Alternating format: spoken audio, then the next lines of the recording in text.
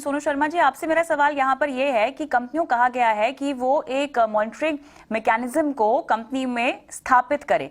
ये किस तरह के मैकेनिज्म की बात हो रही है? किस तरह से इसको स्थापित किया जाएगा? इसकी ट्रैकिंग कैसे की जाएगी? कंपनी के लेवल पर अगर मैं समझना चाहूं तो जिम्मेदारी इस अधिसूचना के बाद कितनी बढ़ गई है ताकि पारदर्शिता मेंटेन की जाए? ये बेसिकली मैं आपको बताना चाहता हूँ प्रॉब्लम है क्या। प्रॉब्लम ये है मैम कि जितने भी लोग डायरेक्ट सेलिंग के नाम पर मनी सर्कुलेशन चला रहे हैं, ये एक्ट बेसिकली उन पे लागू होता है। बहुत सारे लोग डायरेक्ट सेलिंग के नाम पर मनी सर्कुलेशन प्रोसेस चलाते हैं। 1 रुपए का जो प्रोडक्ट है उसका कॉस्ट, उसका एमआरपी, उसका रेट इतना ज्यादा डिमांड किया जाता है लोगों से, और वही बीच का पैसा लोगों में रोटेट किया जाता है। प्रॉब्लम यहां से शुरू हुआ। दूसरा प्रॉब्लम सबसे बड़ा उसके अंदर यह है कि रिक्रूटमेंट बेस्ड जो इंसेंटिव दिए जाते हैं कंपनीज के द्वारा, उसको रोका जाए। रिक्रूटमेंट बेस्ड रीबाइंग का प्रोसेस बहुत सारी कंपनीज में नहीं है, सिर्फ रिक्रूटमेंट बेस्ड पैसा दिया जा रहा है, जो मनी सर्कुलेशन एक्ट के अंदर भी इलीगल है। तो अभी इस लॉ के क्या कहते हैं फ्लोर पे आ जाने से बहुत सारी कंपनियां जो सिर्फ और सिर्फ मनी सर्कुलेशन चला रही है नेटवर्क मार्केटिंग के नाम पर, उन सब पे शिकंजा कसा जाएगा और सही कंपनी जो काम कर रही हैं उनको बहुत अच्छा काम करने का मौका मिलेगा। अभी मैं इसमें एक बात और ऐड कर देना चाहता हूं कि जितनी भी कंपनीज पिछले 4 से 5 साल के अंदर रजिस्टर्ड हुई हैं, उसमें बहुत सारी कंपनी ऐसी हैं जो सिर्फ और सिर्फ मनी सर्कुलेशन कर रही हैं डायरेक्ट सेलिंग के नाम पर, और इसकी वजह से कस्टमर का बेहद नुकसान हो रहा है। और एक कस्टमर को भ्रम की स्थिति बनी रहती है कि इतना पाक साफ बिजनेस, इतना शानदार बिजनेस को वो एक शक की नजर से देखने आता है, क्योंकि 10 अच्छी कंपनी रहती हैं और उसमें से एक बेईमान निकल जाती है, तो बाकी सब लोग 9 को भी बेकार तरीके से देखना शुरू कर देते हैं। तो ये बहुत स्वागत योग्य एफर्ट है, और इसका जैसा कि सर बता रहे थे कि इसका इंतजार बहुत बहुत सारे सालों से था, और we are very thankful to the government of India कि ये फ्लोर पर आ गया है फंड। तो सोनू शर्मा जी, ये जो बिजनेस है ये कितना बड़ा है? और आपने यहाँ पे जिक्र किया पिरामिड और मनी सर्कुलेशन स्कीम्स का, जो कि डायरेक्ट सेलिंग कंपनीज कुछ चला भी रही थी।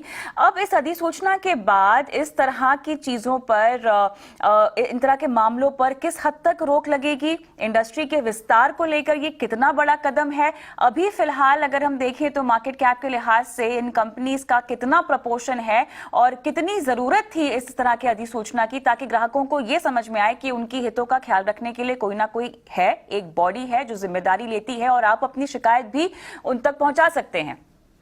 मैम, सबसे पहले तो मैं आपके दर्शकों को और सब लोगों को ये बताना चाहता हूं कि पूरे हिंदुस्तान में डायरेक्ट सेलिंग जो अच्छी कंपनी है, जो सही कंपनीज कर रही हैं, एकमात्र ऐसा बिजनेस है जिसमें 100% वाइट की ट्रांजैक्शन होती है। आपको जान के बहुत हैरानी होगी, और कस्टमर को मैं बताना चाहूंगा, जितने भी कंज्यूमर्स हैं, कि जो सही कंपनीज हैं उसमें कोई भी बिलिंग, कोई भी प्रोडक्ट अगर सेल किया जाता है तो उसके ऊपर प्रॉपर बिल कटता है। आप कैश ट्रांजैक्शन नहीं कर सकते हैं, नंबर 1। नंबर 2, उसके ऊपर जीएसटी एप्लीकेबल होता है जो गवर्नमेंट ऑफ इंडिया को कंपनीज डिपॉजिट करती हैं पर मंथ। नंबर 3, आपको जो भी कमीशन आता है वो टीडीएस करके, टैक्स कट के ही आता है।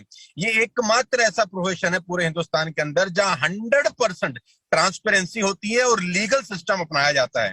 आज ये करीब करीब 15,000 से 20,000 करोड़ रुपए का इंडस्ट्री है। नीति आयोग का खुद का ये मानना है, केपीएमजी का खुद का ये रिपोर्ट है कि अगर ये इंडस्ट्री सही रही तो 2025 तक करीब करीब 65 से 70 हजार करोड़ रुपए की इंडस्ट्री है, जहां एक आम भारतीय को रोजगार मिलने की अपार संभावनाएं हैं। आज हिंदुस्तान में आपको पता है कोविड-19 के कारण बहुत सारे लोगों को नौकरी की समस्या है, अनएम्प्लॉयमेंट अपने चरम सीमा पर है। ये एकमात्र ऐसी इंडस्ट्री है जो लोगों को अनएम्प्लॉयमेंट से मुक्त, जो प्रॉब्लम फेस कर रहे हैं लोग बाग, उनको एम्प्लॉयमेंट प्रोवाइड करा सकती है। बनस्पत इस पे आज ये जो नोटिफिकेशन आया है, ये ठीक तरीके से अगर लागू हो जाए, क्योंकि ठीक तरीके से लागू होना बहुत जरूरी है। कानून तो हिंदुस्तान में बहुत सारे हैं, अगर वो इम्प्लीमेंट ठीक तरीके से हो जाए तो मैं आपको बता सकता हूं कि 2025 में ये एकमात्र ऐसा उद्योग है जो बहुत सारे लोगों को, हजारों लाखों नहीं करोड़ों लोगों को एम्प्लॉयमेंट प्रोवाइड करा सकता है। बिल्कुल सही कहा आपने। जहां तक एम्प्लॉयमेंटेबिलिटी की बात है तो लगभग 7 मिलियन से ज्यादा लोग हैं जिनको रोजगार मिल रहा है इस इंडस्ट्री के जरिए। और उसमें भी खास बात यहाँ पर यह है, उल्लेखनीय बात यहाँ पर यह है कि 50% से ज्यादा तो इसमें महिलाएं हैं।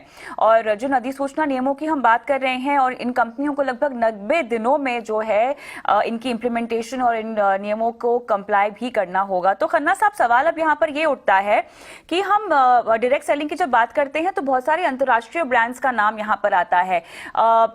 जो भी हमने केसेस धोखाधड़ी के या पारदर्शिता की हमने बात की है, कितना भरोसा मिलेगा या कितना एस्टैब्लिशमेंट में और आसानी मिलेगी इन इंटरनेशनल ब्रांड्स को अपने कदम भारत में रखने के लिए? क्योंकि हम बड़े बड़े नाम देखते हैं, एमवे, टपरवेयर, ओरिफ्लेम, कई तरह की ऐसी डायरेक्ट सेलिंग प्रोडक्ट्स हैं जो इन कंपनियों के हम खरीद पाते हैं। कहीं ना कहीं जिन पॉन्जी स्कीम्स की हम बात कर रहे हैं, मनी सर्कुलेशन की बात कर रहे हैं, इनके ब्रांड को हिट होता होगा इन सब की वजह से।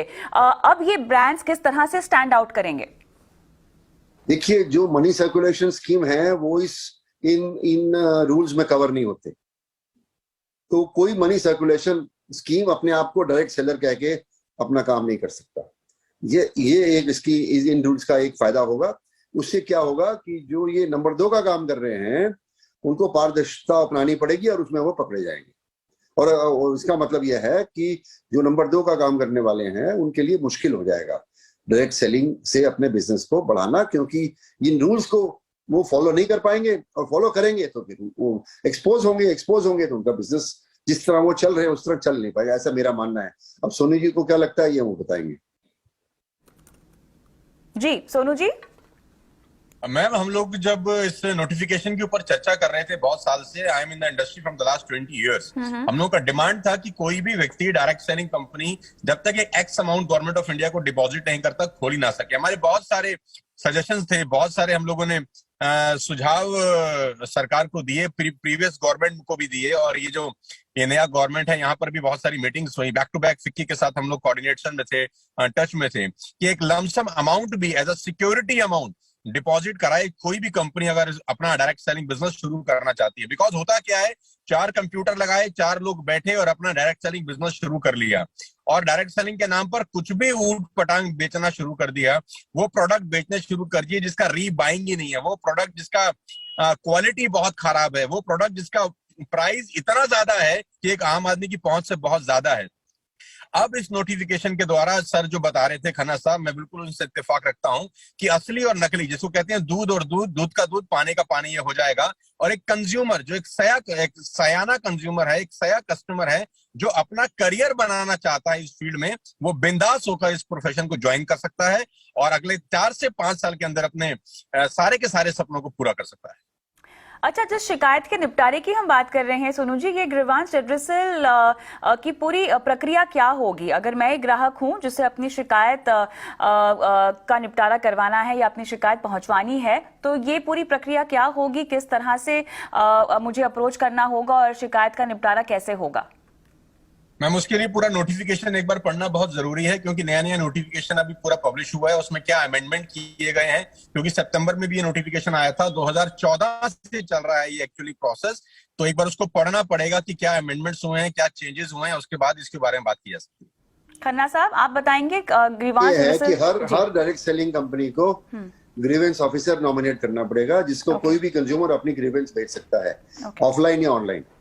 और एक नोडल ऑफिसर इनको नियुक्त करना पड़ेगा, और समय सीमा के अंदर जितने भी शिकायत आएंगे इसका निपटारा इन्हें खुद करना पड़ेगा। और हम तो ये सजेस्ट कर रहे हैं सरकार को कि एक स्टैंडर्ड है ISO 10001, ISO 10001 और 10002। ISO 10002 ये बताता है कि किस तरह किसी कंपनी को कंज्यूमर्स की कंप्लेंट्स को रिसीव करना चाहिए, एक्नॉलेज करना चाहिए, उनको प्रोसेस करके उनको निपटारा करना चाहिए। तो हर कंपनी अपना तरीका अपना सकती है, परंतु अगर एक मापदंड होगा तो वो सबके लिए आसान हो जाएगा और मॉनिटरिंग भी उसकी आसानी से हो जाएगी। इसलिए हम तो ये सजेस्ट कर रहे हैं गवर्नमेंट को कि ISO 10002 को अप्लाई किया जाए और इन रूल्स में ISO 10002 को भी मेंशन किया जाए। और अगर नहीं मेंशन करना चाहते तो कंपनी स्वयं ही ISO 10002 फॉलो करना शुरू कर दें।